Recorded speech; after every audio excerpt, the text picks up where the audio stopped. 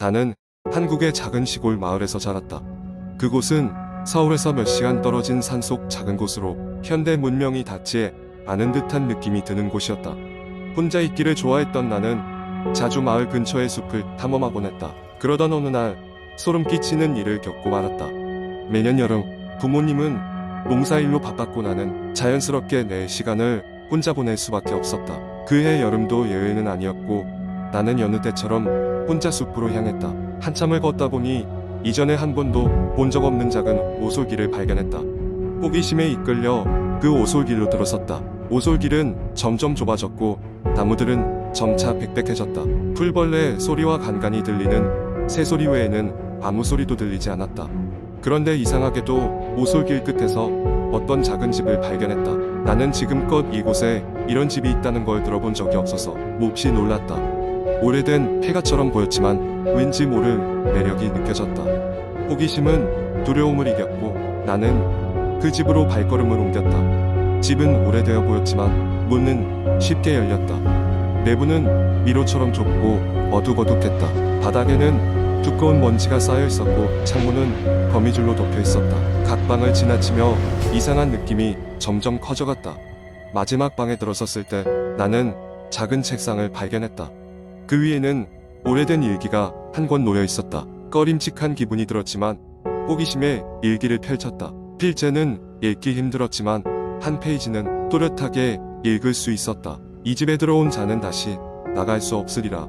라는 문장이 우뚝 서 있었다. 순간 등골이 오싹해지며 빠르게 방을 빠져나왔다. 서둘러 집을 빠져나와 돌아가는 길에 문득 뒤에서 누군가의 시선이 느껴졌다. 난 발걸음을 재촉하며 걸었지만 그 시선은 끈질기게 따라왔다. 속도를 내어 거의 뛰다시피 하여 마을로 돌아왔고 그제야 그 기분은 사라졌다. 나중에 알고 보니 그 집은 오래전 이 마을의 한 가족이 살다가 사라진 곳이라는 소문이 둘러싼 장소였다. 누구도 그 가족이 어디로 갔는지 알지 못했다. 그들은 단순히 사라졌다고만 전해졌다. 마을 사람들은 그 집에 홀린 사람들이 다시는 돌아오지 않는다는 전설 같은 이야기를 간직하고 있었다. 그날 이후로 나는 다시는 그 숲에 가지 않았다. 그리고 그날의 일은 동네 어르신께서 한 번 들려준 숲불의 귀신 이야기와 너무도 닮았다는 것을 떠올리곤 했다. 그것이 단순한 내 상상이었기를 바랄 뿐이었다. 하지만 가끔씩 내 꿈속에서 나는 여전히 그 집 앞 오솔길에 서 있는 나 자신을 보게 된다. 꿈속에서도 그 집은 여전히 나를 부르고 있었다. 두 번째 이야기 때는 10월의 어느 쌀쌀한 밤, 대학생인 민수는 바쁜 학기를 보내고 있었다. 중간고사를 끝낸 지 얼마 되지 않았고 조별과제와 리포트 마감이 다가오면서 여유가 없었다. 그날도 학교 도서관에서 밤 늦게까지 리포트를 작성하다가 새벽 1시쯤 기숙사로 돌아가기로 했다. 학교의 도서관은 24시간 열려 있었지만 그렇게 늦은 시간에는 사람이 거의 없었다. 도서관을 나와 기숙사로 향하는 길은 평소에는 15분 정도 거리였지만 기숙사가 위치한 구석진 곳은 밤이 되면 어둡고 적막했다. 민수는 이어폰으로 고요한 음악을 들으며 어둑한 캠퍼스를 걸었다. 그날은 유난히 캠퍼스가 고요했고 바람 소리조차 들리지 않았다. 민수는 괜히 으슬으슬한 기분이 들어 발걸음을 재촉했다.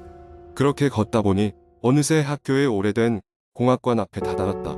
공학관은 폐건물로 수년 전부터 아무도 사용하지 않는 곳이었다. 민수는 평소와 다름없이 그 앞을 지나가려던 참이었다. 그런데 그때였다. 민수의 귀에 낯선 소리가 들려왔다. 저 멀리서 들려오는 아이들의 웃음소리였다. 새벽 1시에 폐건물에서 순간 의구심이 들었지만 별 의미를 두지 않고 걷던 발걸음을 더 빨리 하기로 했다. 하지만 그 소리는 점점 더 가까이 들려왔다. 웃음소리는 점점 선명해졌고 누군가가 기죽기죽 웃는 소리 그리고 무언가를 속삭이는 소리가 혼재했다. 민수는 순간 두려움이 밀려왔다. 무작정 그 자리를 피해 뛰기 시작했다. 그런데 이상하게도 아무리 빨리 뛰어도 그 소리가 사라지지 않고 뒤를 따라오는 듯했다. 그렇다고 소리가 더 가까워지는 것도 아니었다. 그저 일정한 거리를 유지하며 웃음소리와 속삭임이 계속됐다. 간신히 기숙사에 도착한 민수는 도어 앞 비밀번호를 빠르게 눌러 방으로 들어갔다. 문을 잠그고 한숨 돌리기 위해 바닥에 주저앉았다. 힘겹게 숨을 고른 뒤 이어폰을 빼고 귀를 기울여봤지만 이제는 그 소리가 들리지 않았다. 도대체 뭐였지? 하고 의아해하며 창문을 통해 바깥을 확인해봤지만 그저 고요한 밤거리만 보일 뿐이었다. 그렇게 밤이 지나고 다음날 아침 민수는 기숙사 친구들에게 어제 있었던 일을 이야기했다. 친구들은 농담 반 진담 반으로 유령 이야기라며 놀렸고 그저 민수의 긴장된 상태에서 비롯된 환청일 것이라며 크게 개의치 않았다. 하지만 민수는 그날 이후로도 같은 길을 지날 때마다 이상한 기분에 휩싸이곤 했다. 몇 주, 이번에는 민수의 룸메이트인 재훈이 같은 경험을 하게 됐다.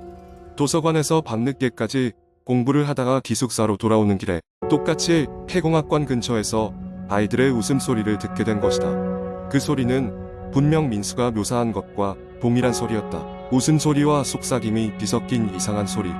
재훈도 그 소리가 따라오는 듯한 느낌을 받으며 공포에 질려 달리기 시작했다.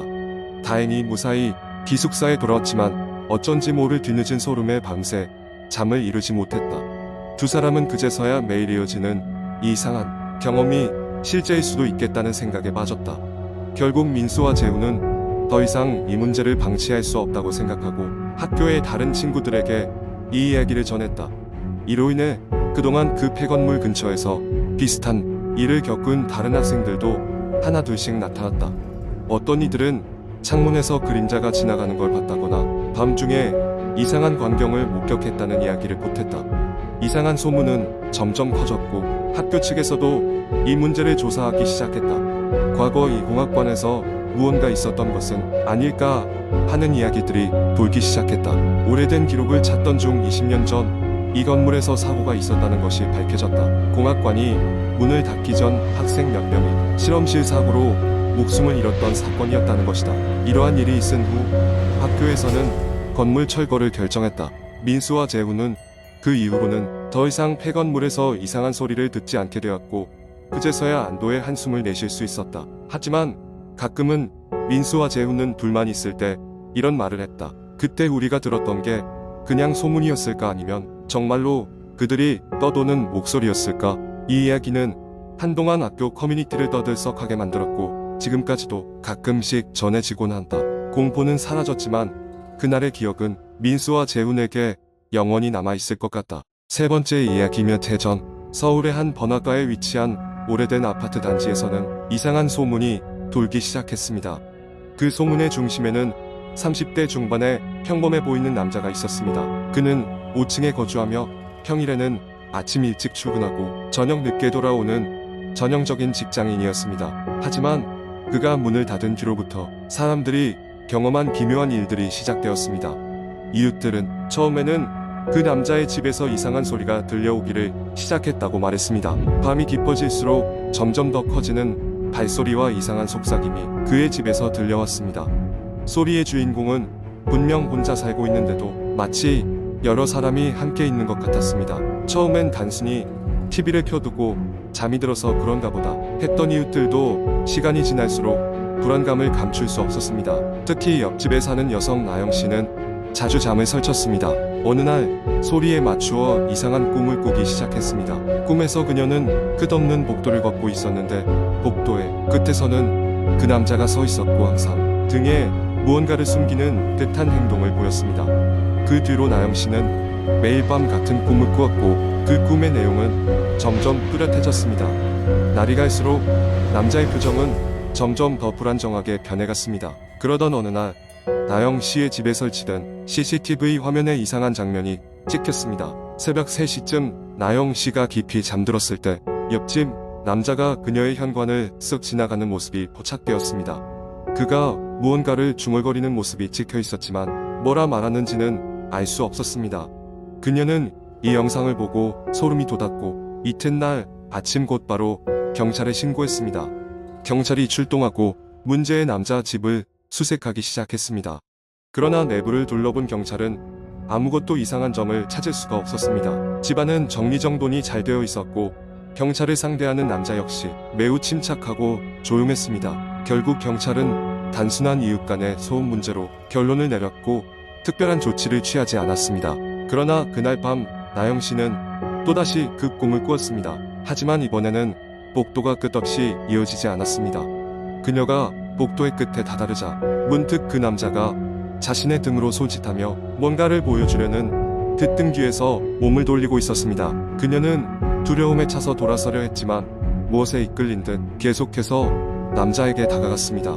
가까이 다가가자 남자는 천천히 몸을 돌렸고 그녀는 그의 손에 쥐어진 것을 보고 크게 비명을 질렀습니다.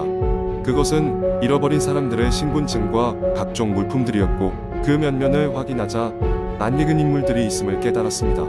이웃의 얼굴이 그리고 어쩌면 그녀의 것까지도. 놀라서 깨보니 꿈이었지만 그녀의 손에는 땀이 가득했고 식은땀이 흐르고 있었습니다. 경찰에 다시 연락했을 때 나영씨는 평소에 그녀와 달리 강한 의지를 드러냈습니다. 그 결과 경찰은 한층 더 철저하게 수사를 진행했습니다. 며칠 뒤 경찰은 아파트 단지를 광범위하게 수색했고 마침내 경악할 만한 사실을 드러냈습니다. 옥상 바로 아래층의 보일러실 벽 뒤에 숨겨진 비밀의 공간이 있었습니다. 그 안에는 수많은 실종자들의 흔적이 남아있었고 그 근처에서 소름 끼치는 유품들이 발견되었습니다. 옆집 남자는 그동안 실종자들의 물품을 수집하고 그 공간에 숨겨두었던 것이었습니다. 경찰이 그 남자를 체포하려 찾아갔을 때 그는 이미 아파트를 떠난 후였습니다. 차가운 도시의 밤거리에 그는 여전히 숨어 다니고 있을지도 모릅니다. 이 이야기는 그렇게 끝이 났습니다. 하지만 이 사건 이후로도 나영씨는 이따금씩 새벽이면 복도를 걷는 소리를 듣곤 했다고 전해집니다. 아직까지도 말이죠.